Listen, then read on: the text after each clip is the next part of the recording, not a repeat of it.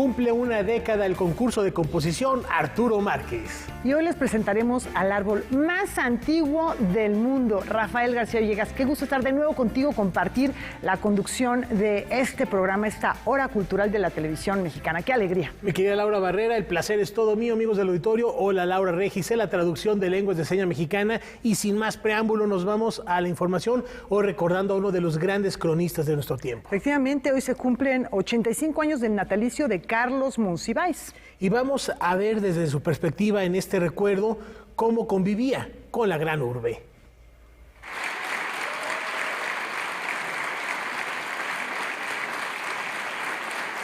Entre amigos, emotivamente, y en el que habría sido el cumpleaños número 85 de Carlos Monsiváis.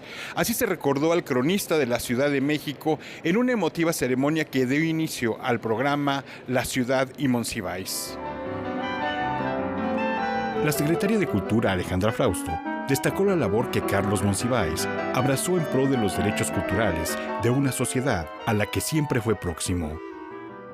Y ese enorme valor no solo lo dejó en esa colección que tanto amamos en el Museo del Estanquillo, sino en sus textos, en su conciencia. Carlos Monsiváis se convierte realmente en una conciencia colectiva. Todos pensamos en algún momento en esta ciudad cómo él tomó la calle, cómo nos la hizo tomar con sus ojos y con su sensibilidad.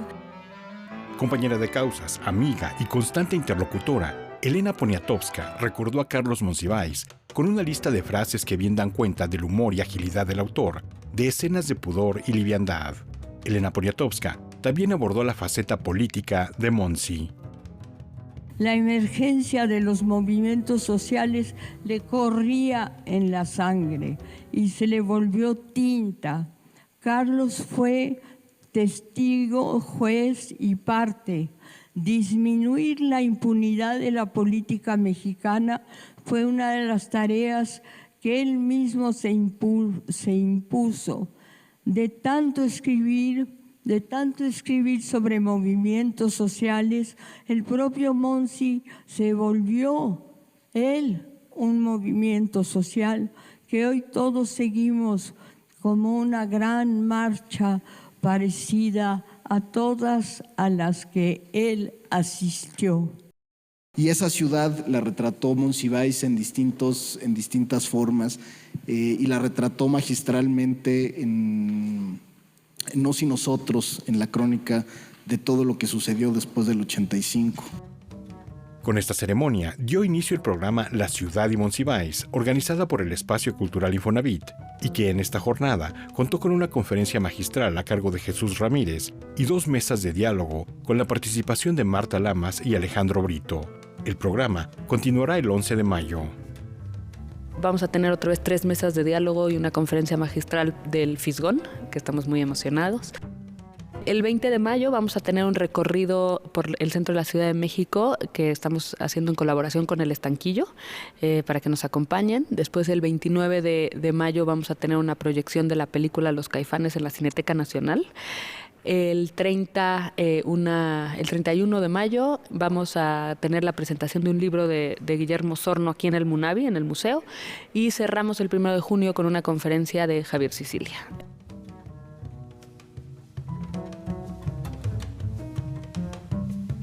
Y al menos así, en parte, se responde a la pregunta con la que Elena Poniatowska despidió en 2010 en el Palacio de Bellas Artes a Carlos Monsiváis. ¿Qué vamos a hacer sin ti, Monsi? Ciertamente recordarlo en el contexto de la ciudad sobre la cual tanto escribió. En la cámara, Daniel Rodríguez y Juan Manuel Arcos, Víctor Gaspar, Noticias 22. Pues en efecto, Víctor, recordarlo. Ya fue evocada la memoria del autor de los rituales del caos. Y vamos a aprovechar para hacer un breve repaso de su vida.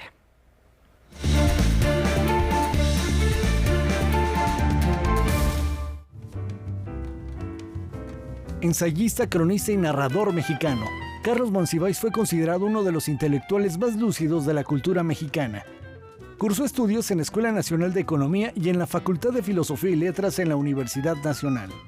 Dotado desde muy joven de un importante bagaje cultural, Monsiváis supo indagar en los aspectos fundamentales de la sociedad, la política y la cultura mexicana, se desenvolvió especialmente en la crónica y el ensayo. La crónica es un género literario y por tanto implica mayor tiempo, implica lectores que gusten de la literatura. Dirigió suplementos culturales en los más importantes diarios y revistas de México y durante mucho tiempo fue un asiduo colaborador de múltiples publicaciones periódicas, así como fundador de La Jornada y Nexos. Sus análisis se caracterizaron por su estilo irónico, festivo y desenfadado. Oh inquilinos del Olimpo, cuántas omisiones, cuántas relecturas pendientes, cuánto abatimiento elegíaco.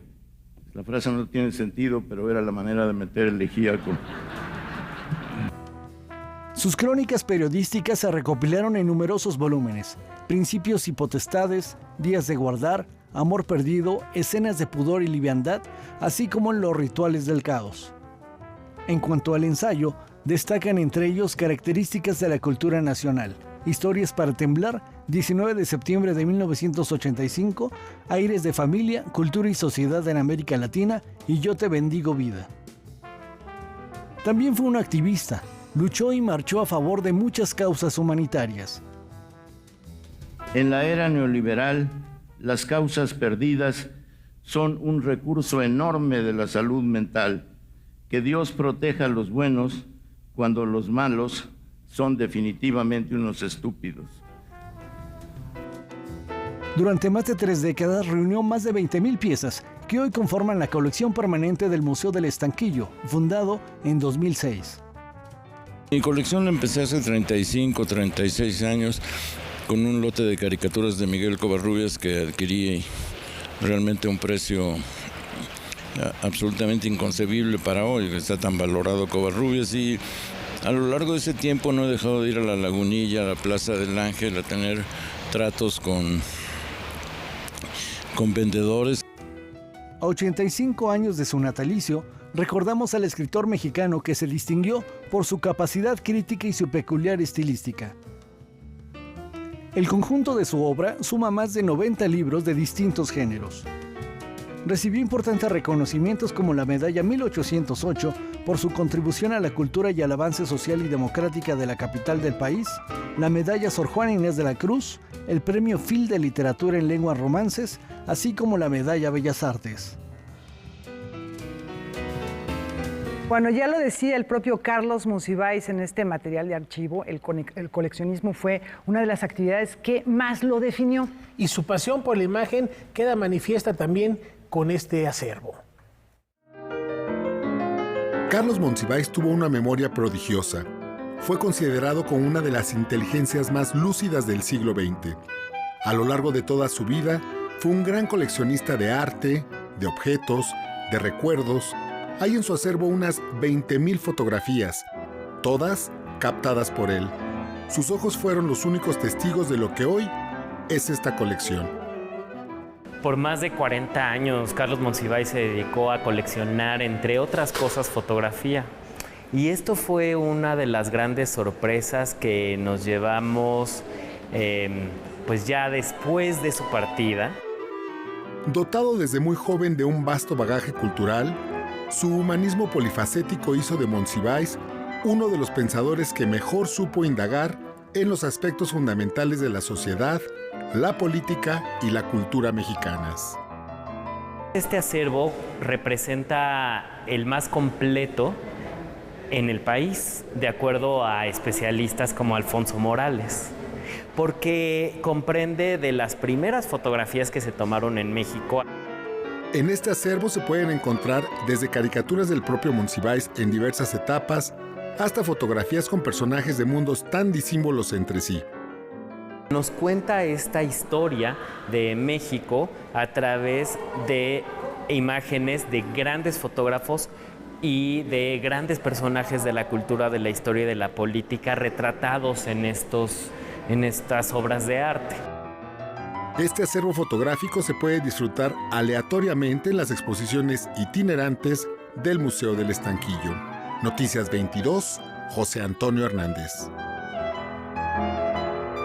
Bueno, un breve recuerdo de Carlos Monsiváis. Sigamos leyendo sus textos, sus crónicas, pues sus artículos que circularon por todos lados. Y ¿sabes qué? También una parte de su obra importante son sus entrevistas. Ahí Gabriel Santander hizo un documental importante donde reunió, que se presentó aquí en Canal 22, una parte fundamental de este acervo videográfico, pero bueno, hay muchísimo que nos ofreció, ¿no? Y visitar el estanquillo, ahí está parte de esta pasión por el coleccionismo, e imaginemos, estas fotos que hablamos son con cámaras tradicionales. Si le hubiera tocado esta euforia que hay hoy de los teléfonos celulares, estaríamos hablando de una cuestión incuantificable, de verdad. Y desde luego sería uno de los grandes influencers. Sin duda alguna. Vaya un recuerdo al gran Carlos Monsiváis. Y cambiamos de tema, Laura. Sí, todo está listo para el Festival Marvin. Llegó el momento de explorar los diversos territorios del sonido. Más de 70 bandas de diversas propuestas sonoras participarán en el Festival Marvin Gateway. Lo que busca es proponer, encontrarnos con sonidos nuevos, refrescantes, estimulantes, disruptivos, pero a la vez encontrarlo también con actos ya consagrados. Unir a diferentes talentos, diferentes géneros, bailables, cantables, cierreño, pop, regional. Hay de todo, metal, ¿no? Hay un poco de todo, es una pasarela divina, 72 artistas en pantalla. Dentro de las agrupaciones internacionales que se presentarán, se encuentra el Columpio Asesino, Dante Spinetta, Enjambre, La Santa Cecilia, Los Bunkers, además de Rodrigo y Gabriela. Tendremos a Asgeir desde Islandia, tenemos a Big Day de Escocia, tenemos a Biomigrant de Estados Unidos, que está viviendo en Colombia actualmente, Boy with an Apple de Suecia, tenemos a Caballo Prieto Azabache de España. Mientras que de México participarán Austin TV, Jimbo, Axel Catalán, Andrew y Apache Orozpi. También habrá espacios para presentaciones de libros, conferencias y shows de comedia. Todas las actividades se transmitirán online.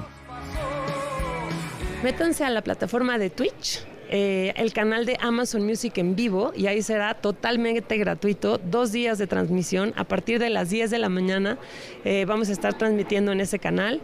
Vamos a tener una transmisión en el canal de Festival Marvin de Twitch también, con el gaming.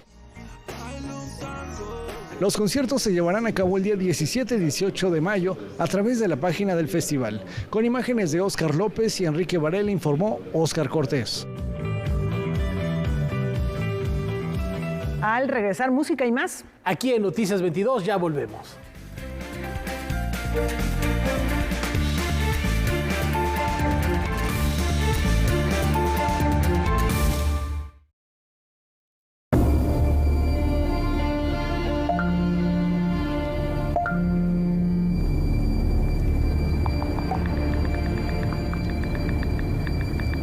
Usar el celular al conducir se ha convertido en la principal causa de accidentes viales. Los mensajes que debes leer cuando manejas no están en tu celular. Maneja con precaución. Secretaría de Infraestructura, Comunicaciones y Transportes. México y su gente somos un gran país. Millones de ciudadanos han demostrado estar listos para defender la democracia y sus instituciones. En el PRI reconocemos la lucha de los miles de mexicanas y mexicanos que con valor han alzado su voz y han salido a tomar las calles y las plazas públicas para defender, para salvar a la democracia de nuestro país de las garras del autoritarismo. PRI. En MX Nuestro Cine están los más variados filmes y ciclos que permiten conocer todas las distintas tendencias y géneros de la cinematografía mexicana. ¿A qué horas son? Las 8 en punto. ¿No será que tienes algo escondido por ahí? ¿Qué actriz que aprobé? No aprobé nada. Anúnciate en MX Nuestro Cine. Comercial @canal22.org.mx. El patrimonio cultural en diversas perspectivas del Instituto Nacional de Antropología e Historia. En el campo de la restauración cobra importancia lo que se hace en los laboratorios, porque nosotros les brindamos herramientas para que ellos puedan hacer su toma de decisiones. Se trabajaron las grietas y se arregló el agujero donde entra la daga. En lo profundo de México. Estreno, martes, 19 horas.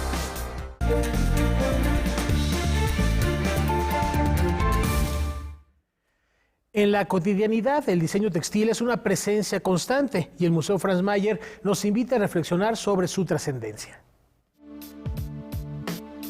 Fundada en el año 2012 por iniciativa de la diseñadora Marisol Centeno, Biyú es una marca mexicana especializada en el diseño y fabricación de textiles. Su trabajo a lo largo de una década, ejemplo de las posibilidades que ofrece el encuentro afortunado entre la artesanía, la industria y el diseño, es motivo de una exposición que llega al Museo Franz Mayer. Nosotros nos visualizamos como un atelier de experimentación textil.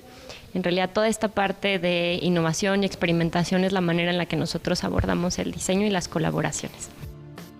Además de ser un espacio de innovación textil, Biyú se define como un taller de experimentación social que busca impactar positivamente en su entorno y que pone especial atención en el cuidado de los recursos naturales y el manejo de desechos. Prácticamente desde sus inicios, el proyecto estableció una colaboración con tejedoras de la comunidad de Teotitlán del Valle en Oaxaca, lugar de prestigiosa tradición textil. Toda nuestra producción más fuerte son los tapetes. Nosotros trabajamos mucho con telar de pedal y telar vertical. La muestra, titulada Hilando Rituales, 10 años de Biyú, celebra la década de labor de la firma con un recorrido por sus colecciones más icónicas. Se presentan 24 tapices y un conjunto de prototipos, madejas y pigmentos que permitirán al visitante adentrarse en el universo creativo y humano detrás de este proyecto. Hay varios ejercicios relacionados a innovación de color, de tejidos, también una reflexión de cómo los objetos tienen una simbología detrás de ellos, como en este caso el tapete. Entonces, pues les invito a visitarnos. En planta baja hay una instalación multimedia del director Rodrigo Ugalde. Es una pieza conceptual de multimedia que les va a encantar y pues los esperamos en el Franz. Hilando Rituales, 10 años de Biyú, podrá visitarse hasta el 27 de agosto en el Museo Franz Mayer. Para Noticias 22, César H. Meléndez. Desde hace una década, este certamen incentiva a los creadores de música mexicana de concierto. Vamos a ver los detalles. Este año, el concurso de composición Arturo Márquez cumple una década de incentivar a los jóvenes. Lo que ha hecho este concurso en estos 10 años es darles a los jóvenes menores de 40 años, ¿sí? Una nueva alternativa, ¿sí?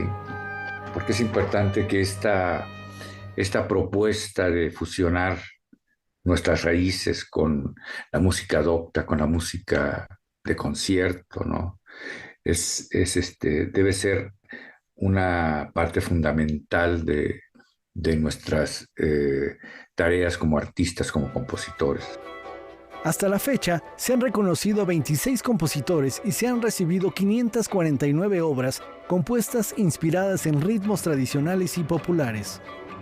Es realmente la inquietud, ¿no?, de una nueva generación, ¿sí? Y esta nueva generación pues trae su voz propia, ¿sí? Ya son las generaciones de las redes sociales, de las nuevas tecnologías, de la computadora, ¿no? Cada año siempre se renueva. Son nuevas obras, ¿no? Nuevas ideas, pero el espíritu fundamental ahí está. Se invita a los autores de música menores de 40 años a componer una obra para orquesta de cámara a partir de géneros tradicionales, con una duración de 10 a 20 minutos. Las bases se encuentran disponibles en la página del patronato del Centro Cultural Roberto Cantoral. Hay 3 ganadores, 100,000 pesos no está mal, sí, está bastante bien. Tres ganadores, no hay ni primero ni segundo, son 3 ganadores, orquesta de cámara, sin solistas, ¿sí? Y el concierto de estos 3 ganadores y si hay alguna mención especial, será el concierto el 16 de noviembre. Entonces, bueno, pues los esperamos muchas partituras. Noticias 22, Óscar Cortés.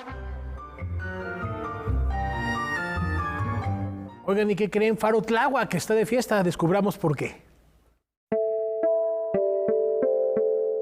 Faro Tláhuac fue inaugurada el 26 de mayo de 2006, segundo proyecto de la creación de centros culturales que se pensaron para las periferias de la ciudad. En el mes de mayo y a partir de este fin de semana celebramos los 17 años de la Faro Tláhuac. Cada año le definimos una conceptualización. Este año se decidió que fuera la voz de tu comunidad. Con la temática seleccionada, se busca que las personas que viven alrededor, así como estudiantes y colectivos de la Faro, puedan ser visibilizadas. Se pretende alcanzar a un público muy diverso. Habrá actividades para todas las edades. Este fin de semana tendremos la parte del cine y la parte infantil. El siguiente fin de semana, el sábado 13, tendremos un concierto juvenil. Para el siguiente fin, sábado 20, tendremos un bailongo familiar y el domingo 21 será el octavo picnic gótico. Adicionalmente, el día 26 se hará la presentación de un mural tridimensional de barro, construido con historias de vida. La cartelera de los 17 años se podrá encontrar en la página de Facebook de la Secretaría de Cultura de la Ciudad de México o en Faro Tláhuac. Para Noticias 22, Ileana Luna. Rescatan los sonidos que alguna vez habitaron la Casa Estudio Diego Rivera y Frida Kahlo. La música y las voces que alguna vez resonaron por los pasillos y los cuartos del Museo Casa Estudio Diego Rivera y Frida Kahlo retoman su lugar gracias a una nueva experiencia sonora. Proviene del hallazgo de unas cintas de carrete en la colección. Esta colección está conformada por muchísimos objetos que pertenecieron a Diego Rivera y otros más que probablemente pertenecieron a las hijas de Rivera que habitaron estas casas hasta los años 80, que es cuando se funda el Museo Estudio. Nosotros entendemos este proyecto más como una instalación sonora que como una exposición, aunque efectivamente hay una selección de objetos que provienen del acervo. Los materiales sonoros que integran la instalación Sonidos de Estudio fueron digitalizados por la Fonoteca Nacional. Hay música en distintos idiomas, se escuchan voces, conversaciones, voces de niños, por ejemplo, conversaciones, tertulias, lecturas de poesía en voz alta, y una de ellas sí contiene una entrevista que cerca de 1955 le hace Ruth Rivera a su papá. Las investigaciones de los audios continúan, pues si bien se han analizado desde 2019, aún no se logran identificar algunas de las voces que se escuchan en las lecturas o en las tertulias. Toda la muestra se acompaña con imágenes y objetos provenientes del mismo archivo. Tapas de botellas que tienen retratos de músicos, el gramófono que perteneció a Diego Rivera, algunos carteles y algunos objetos que provienen del fondo de la colección de arte popular de Diego Rivera y que hacen alusión a la música, es decir, como al ambiente festivo que también ha atravesado la historia, y parte de esa historia pues fue esos años en donde vivieron aquí Rivera y su familia. Sonidos del Estudio se podrá ver en el Museo Casa Estudio Diego Rivera y Frida Kahlo hasta el mes de agosto. Con imágenes de Óscar López y Enrique Varela, reportó para Noticias 22, Rodrigo Peredo. Detrás de nuestro imaginario sentimental hay varios personajes que lo han construido con sus composiciones musicales. Y hoy tenemos la oportunidad de reconocer algunos de estos rostros. El más amigo, el más broncudo ya se fue. Entre acordes de guitarra y melodías que forman parte de nuestra herencia sentimental, esta mañana se llevó a cabo la inauguración de la exposición El rostro del autor sobre Paseo de la Reforma. Integrada por más de 120 fotografías en gran formato, la muestra busca reconocer a un grupo notable de compositores que han contribuido a enriquecer y cimentar el vasto legado de la música mexicana. Muchos de los autores no cantaban, es decir, había algunos que sí, otros que no, pero aquí te vas encontrando con el origen de la música mexicana, que es de las más bonitas del mundo y el catálogo de los más extensos que existen, y hay que estar muy orgullosos de ser mexicanos porque tiene grandes compositores. La exposición, una iniciativa de la Sociedad de Autores y Compositores de México, mostrará al público, acaso por primera vez, el semblante sobrio, elegante, risueño y a veces pícaro de los protagonistas de la escena musical nacional de ayer y hoy. desde Silvestre Revueltas, Carlos Chávez, Manuel M. Ponce, Consuelo Velázquez, Agustín Lara, José Alfredo Jiménez, Pedro Galindo, Tomás Méndez y Chava Flores, hasta compositores más contemporáneos como Alex Lora, Natalia Lafourcade y los hermanos Jesse y Joy. Es una exposición itinerante que ha ido a muchos lugares. Lo interesante es que está el rostro del autor, en donde los herederos escogimos una de las fotografías icónicas de cada uno de nuestros papás o abuelos.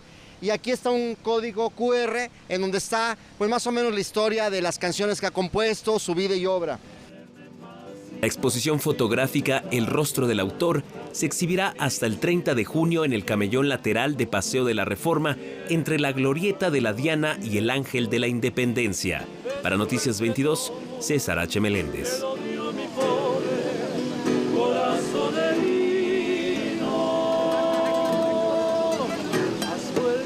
Bueno, pues ahí tenemos estas figuras emblemáticas de la historia de nuestra música. Y bien, Mujeres defendiendo el territorio va a ser el tema esta noche en Debate 22, cuando Jacaranda Correa reciba a la directora del Instituto de Liderazgo Simone de Beauvoir, AC, Friné Salguero, y a la promotora cultural Esther Pot. No se pierdan esta charla al término de Noticias 22, Mujeres, Territorio. Bueno, pues temas interesantes, temas para charlar, reflexionar en torno a este tema. La invitación está hecha terminando este espacio informativo y por lo pronto vamos a una brevísima pausa. Ya volvemos.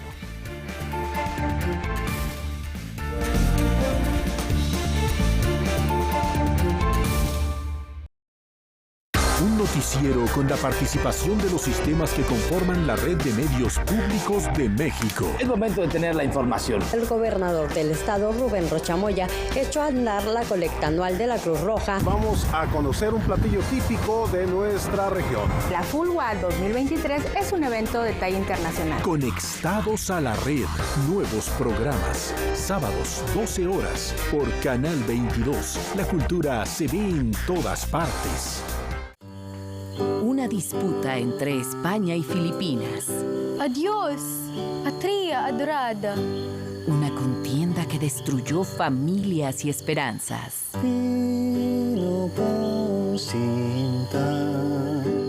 Canción de cuna para el misterio trágico. Primera parte. Dirección, Lab Díaz. Es parte del ser humano.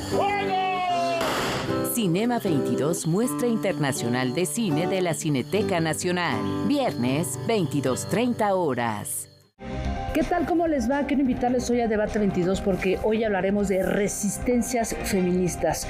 Mujeres que defienden la tierra y sus culturas a través de sus saberes ancestrales. Y el Instituto Simone de Beauvoir justamente es cómplice de muchas defensoras de este país. ¿Cómo estás, Friné Salguero? ¿Qué hace el instituto? Nosotras fortalecemos la acción territorial de las defensoras de tierra y territorio para salvaguardar la vida y el medio ambiente. Y nos vamos a conectar hasta Quintana Roo con Esther Pot, quien es justamente una defensora de la tierra. ¿Cómo estás, Esther? ¿Qué hacen desde allá? Muy buenas tardes, muy bien. Aquí en Quintana Roo tenemos muchas organizaciones colectivas quienes estamos trabajando de manera conjunta. Bien, pues nos vemos aquí para hablar de esto y más aquí a las 9 de la noche.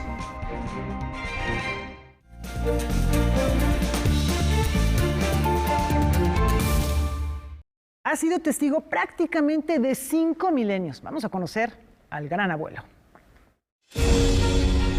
Existe un ser vivo cuya existencia puede llenar de júbilo a los amantes de la naturaleza. Es el gran abuelo, un gigantesco alerce que habita en un bosque en la región de Los Ríos, al sur de Chile, y que es una especie endémica de Sudamérica. Con sus 28 metros de altura, 4 de diámetro y probablemente más de 5.000 años de vida, este árbol chileno se encuentra en el proceso para ser certificado como el más viejo del mundo, superando al pino Matusalén de Estados Unidos, que con 4.850 años actualmente es el más anciano del planeta. Este sobreviviente del reino vegetal contiene en su ser una clave importante de cómo la vida resiste y se adapta a los cambios en el planeta, publicó recientemente la agencia AFP. El equipo de científicos que estudia al gran abuelo ha obtenido valiosa información analizando cada uno de sus anillos. Así, Los anillos angostos significan años secos, mientras que anillos más anchos representan años lluviosos. Del mismo modo, su composición funciona como cápsula del tiempo, guardando datos de incendios y terremotos. El guardabosque Aníbal Enríquez descubrió al alerce milenario en 1972 y enseguida supo que se trataba de un árbol muy valioso. Su nieto, Jonathan Barichevich, es uno de los investigadores a cargo del estudio y trabaja en la publicación de la investigación. Esta ha generado expectación en el mundo científico, dada la complejidad de medir ejemplares tan antiguos como el Gran Abuelo. Proteger a este venerable árbol de madera extremadamente resistente y que ha esquivado el fuego y la tala inmoderada es una prioridad. No obstante, a diferencia del pino Matusalén, cuya ubicación se mantiene en reserva para protegerlo, el Gran Abuelo puede ser visitado previo registro, pues a raíz de su fama, los visitantes se multiplicaron.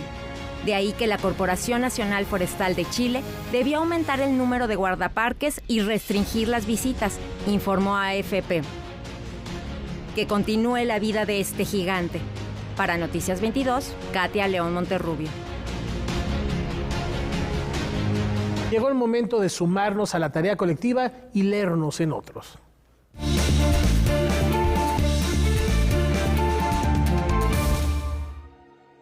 Sus dos fechas marcan 36 años. Su ascendencia judía, rusa y argentina provocaron que se sintiera en un permanente fuera de lugar. Su convulsa vida interior la llevó a escribir poesía y a suicidarse. Gracias al libro Alejandra Pizarnik, biografía de un mito de Cristina Piña y Patricia Venti, sé que fue lectora obsesiva de Lautréamont, de T.S. Eliot, Michaud, Vallejo, Olga Orozco, Cortázar y de los diarios de Kafka que leyó convulsivamente al final de su vida. Aunque la biografía da cuenta de sus amistades y de partes significativas de su diario, no aparece la relación que tuvo con Leonora Carrington. Espero que pronto aparezcan más datos. La muerte, la noche, esa madre antigua, el sufrimiento, la duda, la escritura y el silencio son algunos de sus temas. Su patria es la escritura, su tierra prometida, aunque las palabras no hacen el amor, hacen la ausencia. Si digo agua, beberé, si digo pan, comeré. En esta noche, en este mundo, extraordinario silencio el de esta noche, lo que pasa con el alma es que no se ve, no se ve. Los libros son ventanas para mirar lo nuevo y para mostrar lo nuestro. También son puentes para transitar por esos mundos paralelos que enriquecen al nuestro. Cuénteme qué lee, porque la lectura es una tarea colectiva. Nos leemos en otros. No nos dejemos seducir por el lado oscuro. Hoy la fuerza está con nosotros.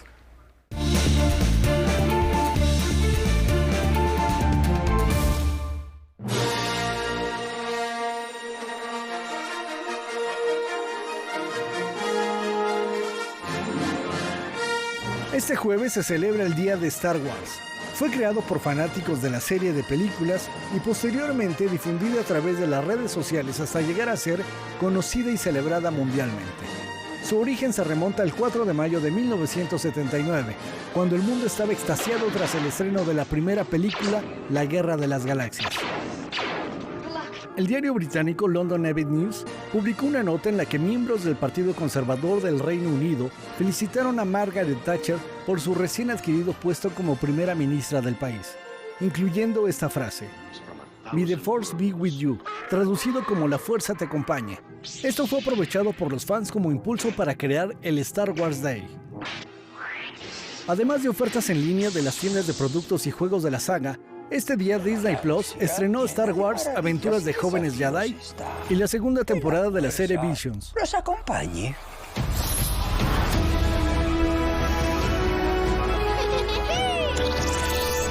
Todo un fenómeno, aunque yo sí prefiero el lado oscuro. Siempre es el más atractivo. Llegó el momento de contar historias. 60 segundos, cámara, acción. Niños y adolescentes menores de 14 años de edad tienen hasta el 31 de mayo para participar en el concurso de Cine Minutos, Un Minuto en mi Vida. Este certamen surgió durante la pandemia y ahora llega a su quinta edición. Justo lo que buscamos es que seguir fomentando la creatividad en las niñas, los niños y los adolescentes y que puedan seguir llenando, digamos, nuestros, aunque suene un poco cursi, nuestros corazones con sus minutos.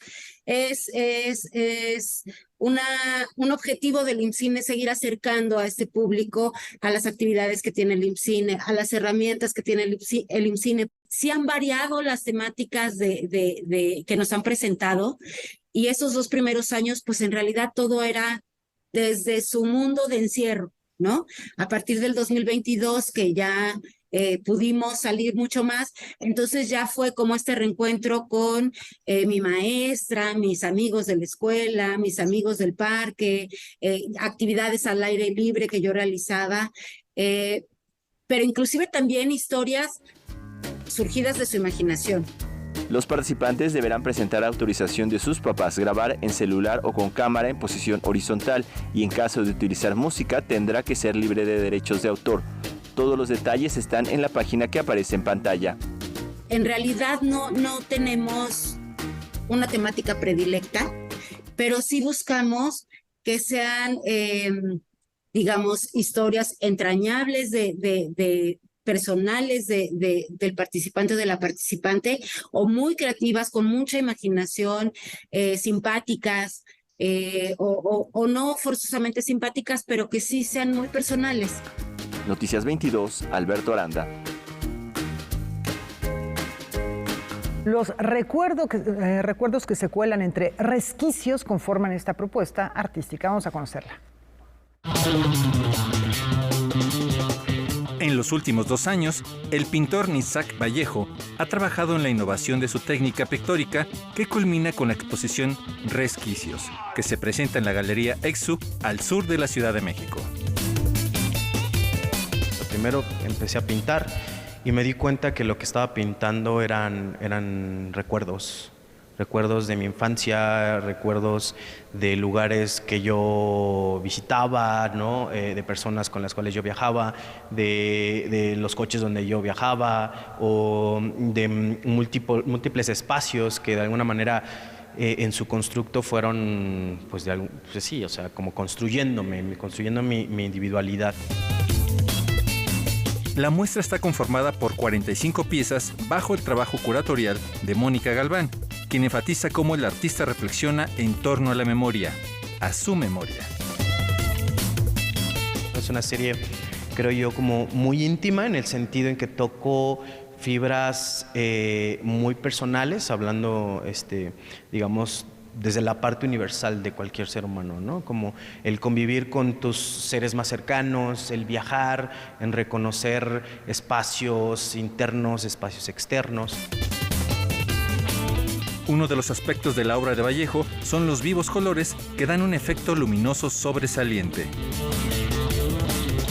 El hecho de trabajar con saturaciones de colores muy específicas, ¿no? Porque vemos colores que dentro de la construcción del color de la pintura no son tan habituales. Justo con esta luz se puede ver, digamos, como estas improntas, estos primeros acercamientos de la estructura de la pintura, de las distintas capas de color, del dibujo que hay en el lienzo de manera muy, muy espontánea, y le da una característica bien interesante. Resquicios se inaugura este 5 de mayo en la Galería EXU, ubicada en San Jacinto, número 16 en San Ángel. La exposición estará abierta hasta el 13 de agosto en un horario de 11 a 20 horas. José Meléndez. Analizar nuestra manera de sentir, de percibir nuestro entorno e inclusive de percibir a los otros es la meta de este seminario que nos invita a pensar desde el cuerpo. Una propuesta para reencontrarnos con la raíz del ser humano, pero también para reconocernos y pensarnos como seres sintientes. Pensar desde el cuerpo contra el buto es un seminario del laboratorio escénico Danza Teatro Ritual enfocado a la investigación del cuerpo mismo y el análisis de la danza oscura y misteriosa de Japón. Abrir también un espacio para ir más allá de los supuestos próximos cuando nos acercamos al buto, del estereotipo, de la forma superficial. El seminario está pensado desde conversatorios con especialistas, que suelen ser bailarinas, bailarines, filósofos, filósofas, investigadoras, y después nos vamos a las clases magistrales para poner en práctica todas las preguntas que se van detonando. El sistema nervioso será objeto de análisis y por ello se ha decidido que el seminario se titule Erótica de la Sensación. Algunos de los especialistas en la danza buto que formarán parte del seminario son Yuko Kaseki, Vangeline, Raiza Pomposo e Ivana Sejanovic. El buto es tan importante precisamente porque nos pone inevitable e irremediablemente frente al espejo para preguntarnos quiénes somos y poder volver a nuestro cuerpo como un territorio no solamente del que podemos, sino del que debemos responsabilizarnos. Los conversatorios serán todos los miércoles y las clases magistrales los sábados. Solo se realizará un taller presencial los días lunes. Para más información envía un correo a danzateatroritual@gmail.com. Noticias 22, Rodrigo Peredo. Al regresar, entre otras cosas, libros. Aquí en Noticias 22, no se muevan de su lugar.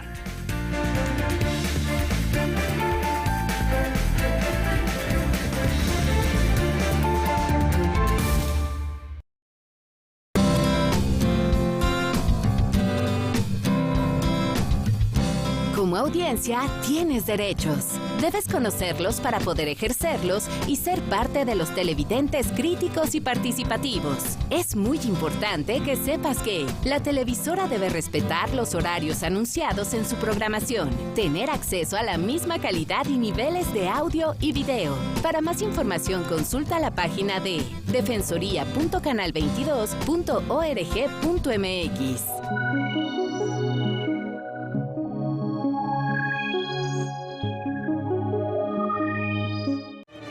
¿Quieres saber por qué Carlos Monsiváis fue nuestro Google, nuestra memoria extendida?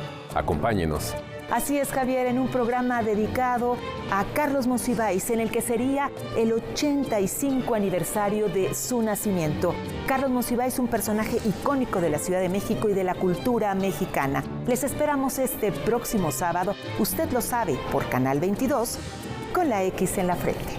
Sábado, 19 horas, por Canal 22. Cinema 22 Mexicano presenta el ciclo Ópera Prima. Heme aquí, autograbándome en la eternidad del video. Comenzamos el jueves 4 de mayo con Cascabel. A ver, ¿qué es la verdad? O no decir mentira. El jueves 11 seguimos con Vidas Errante. Todavía no llega el del permiso. No, dicen que ya no ha de tardar. El jueves 18 no te pierdas El secreto de Romelia. No te imaginas a mí cómo me dolió sentir que nunca lo conocí. Y para finalizar el jueves 25 con... Yo puedo conseguirte la estelar en la Coliseo. La leyenda de una máscara. Cinema 22 Mexicano. Jueves, 22:30 horas.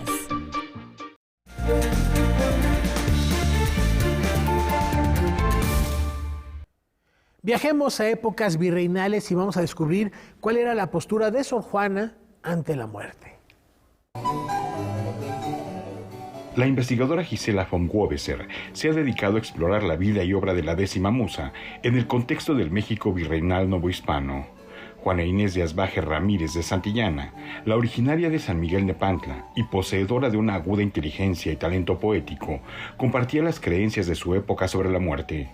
Así lo expone von Wobeser en su libro Sor Juana ante la muerte. Sor Juana compartía lo que en aquel entonces se creía sobre la muerte y había una enorme preocupación para prepararse ante ese evento. A diferencia de lo que pasa hoy día, que nos parece maravilloso morir intempestivamente, de golpe, en aquel entonces había muchísimo miedo de que eso sucediera, porque ya no habría la oportunidad realmente para confesar todos los pecados. Sor Juana estuvo dedicada a una vida de estudio en una institución que Gisela von Wobeser considera laxa en comparación con otros conventos. No obstante, el carecer del sacramento de la confirmación la inquietó particularmente cuando estuvo a punto de morir por una enfermedad. Tuvo un poema que le mandó al arzobispo Payo de Rivera, Payo Enríquez de Rivera, en donde le habla de un trance a la muerte que ella tuvo, un momento en que estuvo muy enferma, parece que de cocolistli, sí, que era pues una de las plagas que había entonces, y entonces ella le relata pues realmente lo que ella sufrió durante ese trance a la muerte, porque estuvo a punto de fallecer. Gisela von Wobeser nos comparte cómo la mujer que acusaba a los hombres necios se preparó para el último suspiro. Pero entonces, desde el punto de vista suyo, descuidó justamente atender a Dios, estar volcada hacia Dios, hacer méritos para la vida eterna. Entonces, es de las personas que con esta enorme inteligencia y lucidez que tuvo, ella planeó su muerte, planeó cómo quería morir, ¿verdad? Que quería tener una buena muerte, y entonces 2 años antes de su muerte, ella realmente suspende completamente su quehacer literario, suspende todas sus relaciones públicas. Sor Juana ante la muerte es una edición del Instituto de Investigaciones Históricas de la UNAM. Noticias 22, Víctor Gaspar. Y ahora veamos qué recomendaciones nos tiene esta noche el crítico de cine Leonardo García Sao. Adelante, maestro. Hola, ¿qué tal? ¿Cómo están? Buenas noches. Por problemas técnicos no me ven, pero sí me escuchan. Esta vez voy a recomendarles una película muy especial llamada Club Sandwich, que es el tercer largometraje del cineasta mexicano Fernando Henke. Antes, en 2004, había sorprendido al público y a la crítica con su ópera prima titulada Temporada de Patos, donde mostraba su estilo minimalista, muy influido por el cine del japonés Yasuhiro Ozu y también del estadounidense Jim Jarmusch, con una visión cómica pero minimalista del intercambio entre unos adolescentes y un repartidor de pizzas. Después, 4 años después, en 2008 hizo Lake Tahoe, y hasta el 2013 filmó Club Sandwich, que es la película que les recomiendo. Trata sobre las vacaciones que emprenden una madre, interpretada por María René Prudencio, y su hijo adolescente, interpretado por Lucio Jiménez Cacho, hijo de Daniel Jiménez Cacho, que se hospedan en un hotel desolado porque es baja temporada, no es temporada fuerte, y ahí de alguna manera encuentran una especie de idilio edípico en que los dos de alguna manera desarrollan su lenguaje muy íntimo, muy cercano, pero a ese idilio va a llegar una intrusa, una adolescente atractiva llamada Jazmín, que va interpretada por Danae Reynaud, que va a romper un poco esa unión y va a señalar otro camino para el joven, para el adolescente. A la madre solo le queda reconocer que ya ha ocurrido un cambio irreversible. Ya no les cuento más, pero es en resumidas cuentas una película de 3 personajes con muy buen sentido de la observación sobre estas relaciones y la madurez consecuente. La película no obtuvo Arieles en México, pero sí ganó la Concha de Plata en el Festival de San Sebastián, la Concha de Plata a la mejor dirección. Se trata de Club Sandwich, que pasa este próximo domingo 7 de mayo a las 20:30 horas, a las 8:30 de la noche, aquí en el canal 22.2, o sea, en nuestro cine. Nos vemos o nos escuchamos la próxima semana. Nos vemos y nos escuchamos la próxima semana, mi querido Leonardo, que se arreglen esos problemas tecnológicos. Y por lo pronto les platicamos que reconocen con el Princesa de Asturias la filosofía de la utilidad de lo inútil. No todo está perdido.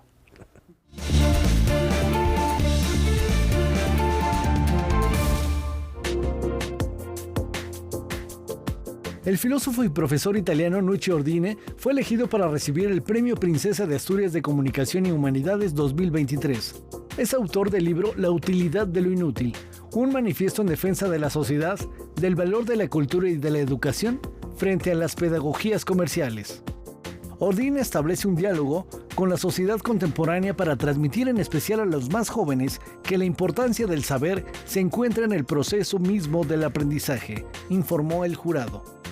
El filósofo italiano ha estudiado en sus libros asuntos como la representación del poder en la Edad Media, que plasmó en 3 coronas para un rey, sobre Giordano Bruno, sobre el nacimiento de la novela del siglo XVI, sobre la filosofía y la diplomacia en Edad Moderna. A menudo, sus investigaciones tienen el aire detectivesco de los libros de Umberto Eco. Una perspectiva de la gesta revolucionaria de nuestro país esboza mientras se disipa el polvo que levantan las botas de los muertos. Ediciones Era, por medio de su colección Alacena Bolsillo, ha publicado el libro El polvo que levantan las botas de los muertos, una suerte de díptico narrativo sobre la Revolución Mexicana, conformado por 2 relatos de los escritores Luis Jorge Bone y Julián Herbert. Creo que el libro tiene una insospechada unidad y eso a mí me emociona mucho y es fruto de 25 años de conversación. Las 2 narraciones que integran este título formaron parte de la novela colectiva Graduación, publicada hace 13 años en ocasión del centenario de la Revolución Mexicana, una obra ambiciosa que, sin embargo, tuvo muy poca circulación. Nos embarcamos en este proyecto utópico de reunir a 3 escritores y 3 historiadores para construir un gran relato, una novela sobre personajes coahuilenses. Ambos relatos son ejemplo del profundo conocimiento de la historia regional y afinado músculo narrativo de sus autores. Cada uno recupera hechos históricos sucedidos en el estado de Coahuila durante los primeros meses de 1913. En Breve Fuego de Disparos Nocturnos, Luis Jorge Bone nos narra desde los ojos de un francotirador cómo las tropas al mando del general Arnoldo Caso López repelieron un asalto carrancista a Saltillo.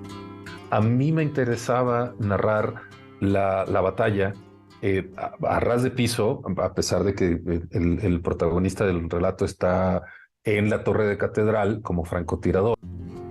Por su parte, Julián Herbert construye su relato titulado Un día de fiebre a partir de la figura de Venustiano Carranza, para luego cederle el protagonismo a un maestro rural que llegó a ser diputado.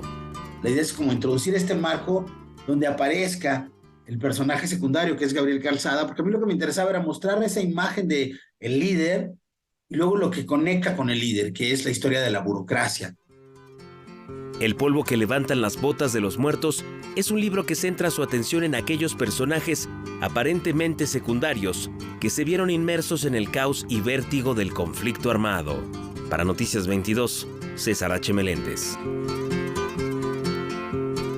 Y bueno, pues nos despedimos con musiquita. Tenemos del rumano a 68 años de su partida, George Enescu, quien estudió en París, en Francia, tuvo como profesores, por ejemplo, a Gabriel Fauré, a Jules Massenet, entre otros. Un verdadero prodigio desde niño, multiinstrumentista, director de orquesta. Pasó su última parte de la vida en Francia, que lo influyó muchísimo en sus composiciones, pero también grandes aportes en la música en Estados Unidos, de la mano de este excepcional compositor que así recordamos esta noche, haciéndoles una invitación a que nos acompañen mañana en el horario de costumbre aquí en Noticias 22.